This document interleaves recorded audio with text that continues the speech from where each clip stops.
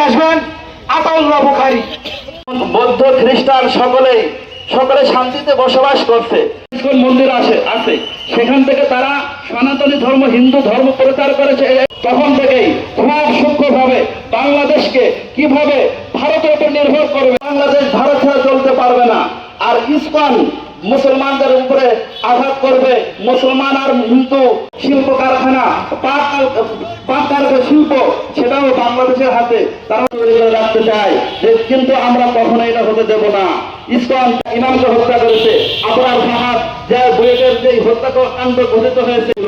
এভাবে আমরা দেখি হিন্দু মুসলমান আর হিন্দুর মধ্যে দাঙ্গা হবে না, অন্যের ধর্মের উপরে আঘাত করা যাবে না। সকল মুসলমান সামনে আসছে। এছাড়াও তারা যেই ইসলামের ভারতের বিরুদ্ধে যেই কথা বলে শৃঙ্খলা রক্ষার জন্য খুব ভয়াবহ। এজন্য বাংলাদেশ সরকারের কাছে আবেদন থাকবে ইসকন হবে। ওয়াখির দাওয়ানা আলহামদুলিল্লাহ রাব্বিল আলামিন। সাদাকাল্লাহুল আযীম। আলহামদুলিল্লাহ। হেফাজতে ইসলাম নবী করিম সাল্লাল্লাহু আলাইহি ওয়াসাল্লাম